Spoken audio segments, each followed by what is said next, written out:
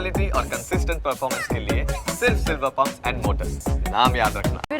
आज महापरिणामનો દિવસ અને મતગણતરીનો પહેલો રાઉન્ડ પૂર્ણ થઈ ગયો છે અને વાવમાં શરૂઆતી મતગણતરીમાં કોંગ્રેસ આગળ જોવા મળી રહી છે। વાવમાં શરૂઆતી મતગણતરીમાં કોંગ્રેસ આગળ, કોંગ્રેસને 4190 મત, જ્યારે બીજેપીને 3939 મત, અપક્ષ ઉમેદવાર માવજીભાઈને 2119 મત મળ્યા છે। ગુલાબસિંહ 251 મતથી આગળ ચાલી રહ્યા છે। વાવમાં કોંગ્રેસ આગળ ચાલી રહ્યું છે। મતગણતરીનો પહેલો રાઉન્ડ પૂર્ણ થયો છે અને કોંગ્રેસ તેમાં આગળ જોવા મળી રહી છે। વાવમાં શરૂઆતી મતગણતરીમાં કોંગ્રેસ આગળ જોવા મળી રહ્યું છે તો ગુલાબસિંહ આગળ ચાલી રહ્યા છે। કોંગ્રેસને 4190 મત મળ્યા છે અને બીજેપીને 3939 મત મળ્યા છે।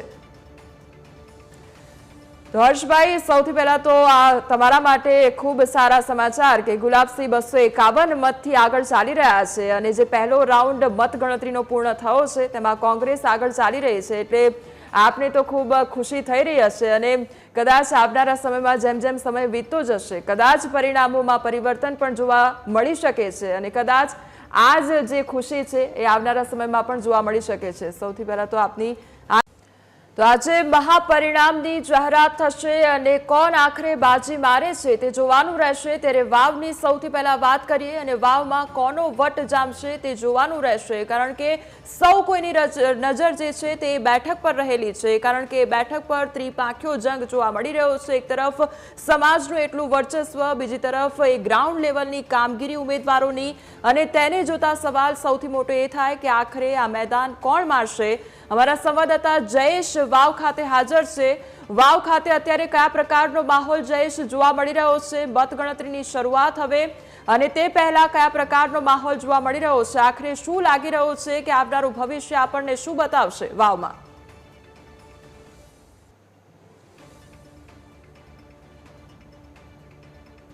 હજી કોમલ, વાવની જે વિધાનસભાની પેટા ચૂંટણી છે તે જાહેરાત થઈને ત્યારબાદ જે પ્રકારે એક માહોલ છે તે પેટા ચૂંટણીને ખાસ કરીને જે જોવા મળ્યો ને ત્યારબાદ એ પેટા ચૂંટણીનું પરિણામ છે તે આજે આવવાનું છે। ત્યારે તમે આજે દ્રશ્ય જોઈ રહ્યા છો તે જગાણા ખાતેની સરકારી ઇજનેરી જે કોલેજ છે ત્યાંના દ્રશ્ય છે કે જ્યાં અત્યારે મતગણતરી છે તેની શરૂઆત છે તે થઈ ચૂકી છે અને સૌપ્રથમ જે બેલેટ પેપર છે તેની મતગણતરી છે તે શરૂ કરી દેવામાં આવી છે। ત્યારે આ જગાણા ખાતેના દ્રશ્ય છે કે જ્યાં ચુસ્ત પોલીસ બંદોબસ્ત છે તે ગોઠવવામાં આવ્યો છે। એક એસપી, 3 ડીવાયએસપી સહિત 10 પીઆઈ સહિતનો જે કાફલો છે તે 400 જેટલા પોલીસ કર્મચારીઓ છે તેની તૈનાતી અહીં કરવામાં આવી છે અને અત્યારે ચુસ્ત પોલીસ બંદોબસ્ત વચ્ચે તમામ જે એજન્ટો છે તેમને સવારે 7 વાગ્યે છે તે પ્રવેશ આપવાની શરૂઆત કરવામાં આવી ને ત્યારબાદ 8 કલાકે છે તે કોઈ બેલેટ, પોસ્ટલ બેલેટના મતો છે તેની ગણતરીની અત્યારે શરૂઆત છે તે કરવામાં આવી છે। 8 થી 8:30 વાગ્યા સુધી આ બેલેટ પેપરો છે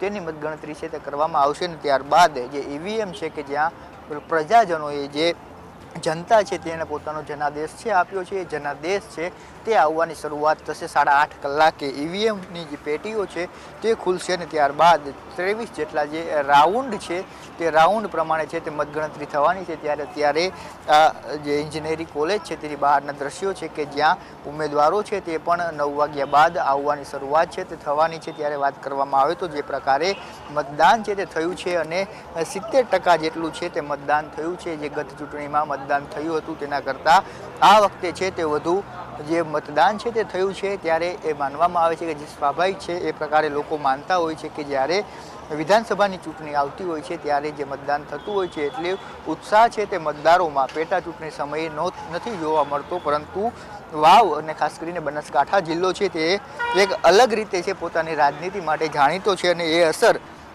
પેટા ચૂંટણીનું જે મતદાન થયું તેમાં જોવા મળી કે ગત વખત કે જે 2022ની ચૂંટણીમાં જે મતદાન થયું હતું તેના કરતાં પણ વધુ મતદાન છે તે પેટા ચૂંટણીમાં થયું અને લોકોએ છે એ ઉત્સાહ છે તે દર્શાવ્યો। જે લોકશાહીનું જે મહાપર્વ કહેવાય છે, લોકશાહીના મહાપર્વમાં લોકોએ ઉત્સાહ દર્શાવ્યો અને 70%થી વધુનું મતદાન છે તે લોકોએ કર્યું અને ત્યારબાદ એ મતદાનનું પરિણામ છે તે આજે આવવાનું છે। રાજકીય પક્ષોની વાત કરવામાં આવે તો ભાજપમાંથી સ્વરૂપજી ઠાકોર છે તે ઉમેદવાર તરીકે હતા, તેની સાથે કોંગ્રેસમાંથી ગુલાબસિંહ રાજપૂત છે તે ઉમેદવાર તરીકે હતા અને અપક્ષમાં માવજીભાઈએ છે તે એક કડી ટક્કર છે તે આપી છે અને આ ત્રિપાખીયો જંગ છે તે બન્યો હતો, જેમાં નેતાઓએ પક્ષો દ્વારા છે તે અનેક વાયદા વચનો છે તે આપવામાં આવ્યા અને વાયદા વચનોના આધારે લોકોએ છે તે મતદાન કર્યું હતું. એ 70%થી વધુના મતદાનના પરિણામ છે તે આજે આવવાના છે. અત્યારે પોસ્ટલ બેલેટની જે ગણતરી છે તે ચાલી રહી છે અને 8.5 કલાકે ઈવીએમ છે તે ખોલવામાં આવશે. પરંતુ જે સૌથી મહત્વની વાત છે કે જે સટ્ટા બજાર કહી રહ્યું છે, સટ્ટા બજારના મતે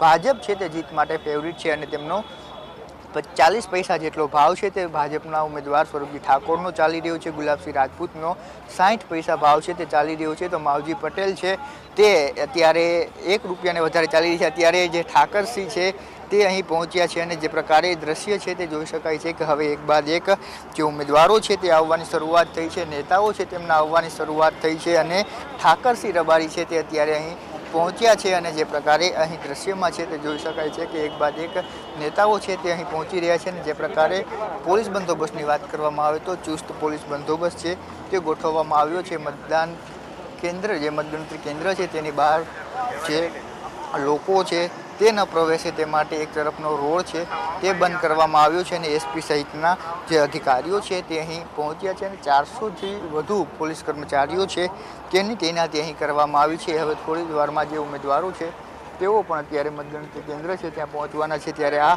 દ્રશ્ય છે તે જોવા મળી રહ્યા છે મતગણતરી કેન્દ્રની બહારના કે જ્યાં અત્યારે કોંગ્રેસના જે નેતાઓ છે તેમના પહોંચવાની શરૂઆત થઈ છે અને જે પ્રકારે અહીં દ્રશ્ય છે તે જોઈ રહ્યા છો કે પોલીસ ચુસ્ત બંદોબસ્ત છે તે જોવા મળી રહ્યો છે. એટલે પરિણામો છે તે હવે આવવાની થોડી જ વારમાં શરૂઆત છે તે થવાની છે. જે વલણો છે તે જોવા મળવાના છે અને ત્યારે ઠાકરસિંહ ભાઈ છે તેમની સાથે પણ વાત કરવાનો પ્રયાસ કરશું કે કઈ પ્રકારે છે આગામી સમયમાં છે તે પરિણામો આવવાના છે. ત્યારે નેતાઓ છે તે તેમને કઈ રીતે જોઈ રહ્યા છે તેનો વાત છે તે પણ કરીશું. ઠાકરસિંહ રબારી છે કે જે અત્યારે તેમની સાથે પણ વાત કરવાનો પ્રયાસ. ઠાકરસિંહભાઈ, પરિણામો આવવાની શરૂઆત થવાની છે, શું કહેશો? કોંગ્રેસ હમણાં થોડી વારમાં વિજયનો વરઘોડો નીકળશે. જનતા જનાર્દન કોંગ્રેસની સાથે છે. કેટલી લીડની આશા છે તમે? 10,000થી પ્લસથી નીકળશું.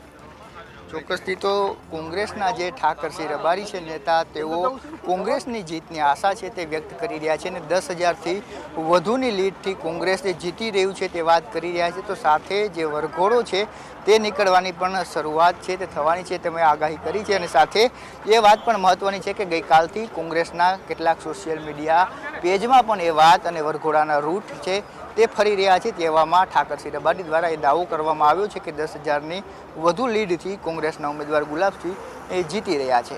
જી જયેશ, સમગ્ર માહિતી બદલ આપનો આભાર.